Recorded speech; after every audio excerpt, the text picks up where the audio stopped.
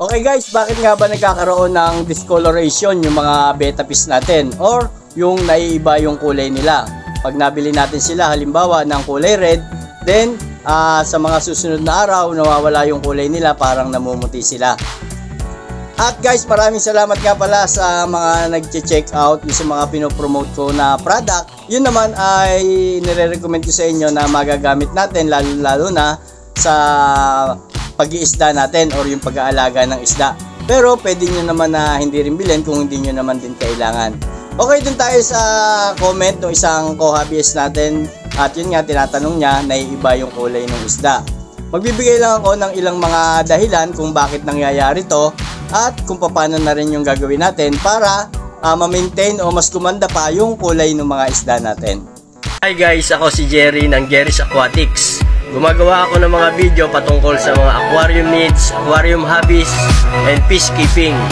So kung gusto mo ng ganitong mga video, feel free to visit sa channel ko at pakicheck mo na lang yung mga nagawa ko ng video. Okay guys, number 1, ang pinakauna talaga kaya naiiba yung kulay ng betta fish natin ay dahil sa stress.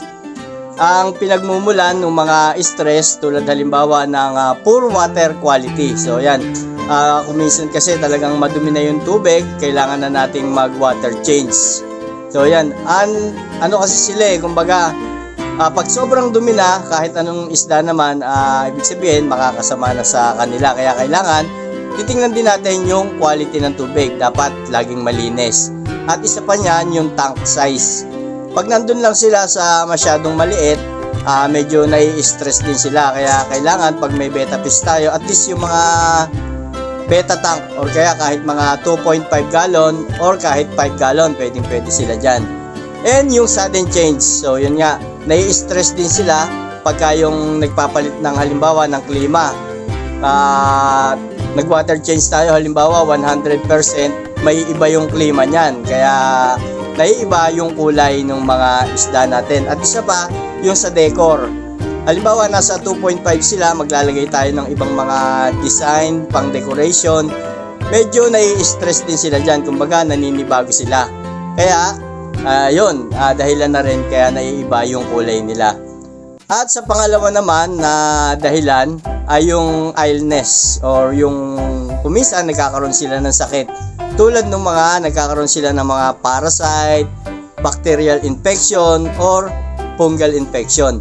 Mapapansin natin sa mga isda natin yan, lalo na sa mga betta fish. Mapapansin nyo, hindi na sila maganang kumain at hindi na maganda yung langoy nila. At isa pa niya, nagkakaroon sila ng tinatawag na clamp pins. Mapapansin nyo yung mga pins nila or yung mga buntot nila medyo nagkakadikit-dikit. So yun, ibig sabihin meron na silang sakit nun. At ang pwede natin gawin dyan, halimbawa, yun nga, magpalit tayo ng tubig, water change, then lagyan natin ng konting asin at lagyan din natin ng mga water conditioner para maganda yung tubig at yun, magiging masigla yung mga isda natin. At ang isa pa niyan ay yung diet.